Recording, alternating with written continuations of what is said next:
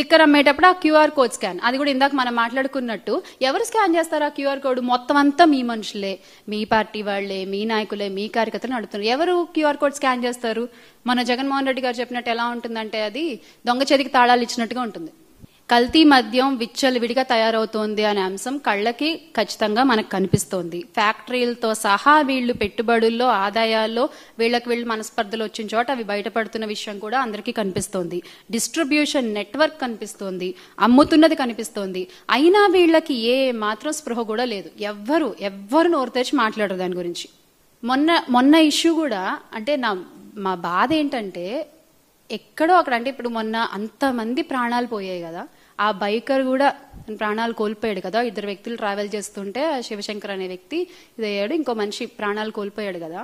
ఆ మద్యం గనక అవైలబుల్గా లేకపోయి ఉంటే, ఆ టైంకి అక్కడ ఆ మద్యం కొనుగోలు చేయకుండా అతను మామూలుగా వెళ్ళుంటే అతను బతికేవాడు, ఆ 19 మంది ప్రయాణికులు బతికేవాడు.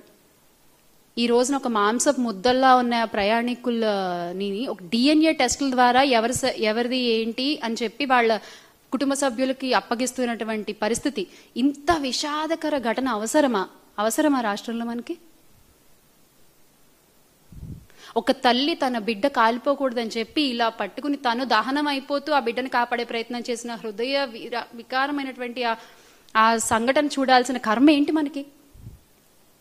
దేనికి లింకప్ అయి ఉంది ఇదంతా? మద్యం మాఫియా కాదా? ఏ ఊర్లో చూసినా మద్యం షాపులు, బెల్ట్ షాపులు విచ్చలవిడిగా కనిపిస్తున్నాయి. గుడి లేదు, బడి లేదు, స్కూల్ లేదు. ఇందాక చెప్పినట్టు హైవే రేడియోస్లో ఎక్కడ పడితే అక్కడ మీరు అందుబాటులో ఉంచి తాగొద్దు అంటే ఎవరు వింటారండి? ఎవరు వింటారు? రాష్ట్రంలో ఈ రోజున మహిళలపై జరుగుతున్న అఘాయిత్యాలకు కూడా ఈ మద్యం మాఫియానే ఒక కారణం అని చెప్తాను నేను నిస్సంకోచంగా. నిన్న కూడా ఒక న్యూస్ చూసాం. ఒక 20 రూపాయల కోసం ఒక పిల్లోడు పక్క పిల్లోడి గొంతు కోసేసిన అయినా మనం చూసాం. ఏంటిది? ఏం జరుగుతోంది అసలు రాష్ట్రంలో? దేని గురించి మీరు నోరు తెరిచి మాట్లాడరు? ముఖ్యమంత్రి గారు మాట్లాడరు, ఉప ముఖ్యమంత్రి గారు మాట్లాడరు, పీపీపీ గారు, లోకేష్ గారు మాట్లాడరు, హోమ్ మినిస్టర్ గారు అసలే మాట్లాడరు.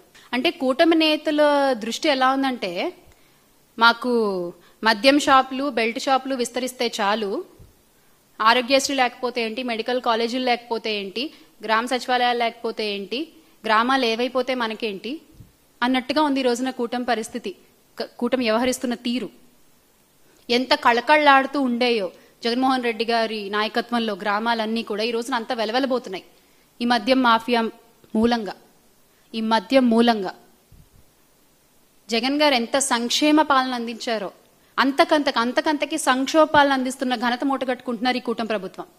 ఎందుకు అంటే ఇప్పుడు మన ఉప ముఖ్యమంత్రి గారికేమో, పీపీపీ గారికి హోంశాఖ మీద దృష్టి, హోమ్ మినిస్టర్ గారికేమో ఎంతసేపు పవన్ కళ్యాణ్ గారిని పొగడ్డం మీద దృష్టి, లోకేష్ గారికేమో ముఖ్యమంత్రి శాఖలపైన దృష్టి, ముఖ్యమంత్రి గారికేమో ఎంతసేపు ఏ ప్రమోషన్ చేసుకుందామా అనే దృష్టి. అంతే తప్ప ఈ రోజున ఈ నకిలీ మద్యం గురించి కానీ, ఆగిపోయిన ఆరోగ్యశ్రీ గురించి కానీ, ప్రైవేటు పరం చేస్తున్న మెడికల్ కాలేజీల గురించి కానీ, కల్తీ ఆహారం తిని చనిపోతున్న, కల్తీ నీరు తాగి చనిపోతున్న గిరిజన బాలికల గురించి కానీ, గురుకుల పాఠశాలలో చదువుతున్న బాలికల గురించి కానీ ఎవ్వరు మాట్లాడరు. ఏమన్నా అంటే మాకు అండర్స్టాండింగ్ ఉంది, మేము స్నేహపూర్వకంగా శాఖల మధ్య అండర్స్టాండింగ్తో పనిచేస్తున్నాము అని చెప్తారు. మీరు పనిచేస్తే ఎవరు అడగరు కదా మిమ్మల్ని. లేకపోతే ఇదేనా మీ పనిచేసే వైనం? ఈ రోజున గ్రామాలన్నీ కూడా వెలవెలబోయి నాశనం అవుతున్నాయి. దానికి సమాధానం ఎవరు చెప్తారండి? అందుకే ఈ రోజున వైఎస్ఆర్ కాంగ్రెస్ పార్టీ ఒకటి కాదు, గ్రామ స్థాయి నుంచి రాష్ట్ర స్థాయి వరకు ప్రతి ఒక్కళ్ళు కూడా కల్తీ మద్యం వద్దు, మాకు మెడికల్ కాలేజ్లే ముద్దు అంటూ ముందుకొచ్చి కదిలొచ్చి కోటి సంతకాల కార్యక్రమంలో వాలంటరీగా సైన్ చేస్తున్నటువంటి పరిస్థితిని చూస్తున్నాం మనం.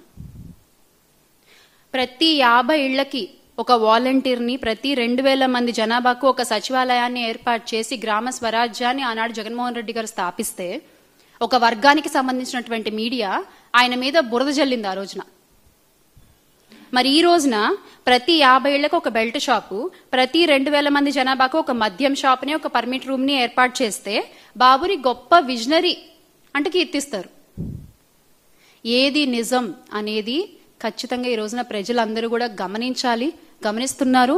ముఖ్యంగా మహిళలు, the young generation out there you should understand, you must understand the real facts.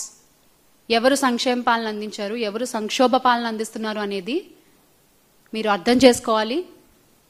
ఖచ్చితంగా ఈ కూటమి ప్రభుత్వ వైఖరిని మార్చుకోకపోతే మాత్రం ప్రజలు వారికి బుద్ధి చెప్పడానికి రెడీగా ఉన్నారు. ఈ రోజున ప్రతి ఒక్కళ్ళు కూడా జగన్మోహన్ రెడ్డి గారి వైపు చూసే పరిస్థితి రాష్ట్రంలో ఉంది. అది రైతులు కావచ్చు, స్టూడెంట్స్ కావచ్చు, నిరుద్యోగులు కావచ్చు, ఎవరైనా సరే, మహిళలు కావచ్చు, ఖచ్చితంగా వాళ్ళందరూ కలిసి మళ్ళీ ఆయన్ని ముఖ్యమంత్రి చేసుకోవడానికి రెడీగా ఉన్నారు. సో ప్రతి ఒక్కళ్ళు కూడా ఆలోచించి రాష్ట్ర భవిష్యత్తు నిర్ణయించుకుంటారని భావిస్తూ make Andhra great again with Jagan అన్న.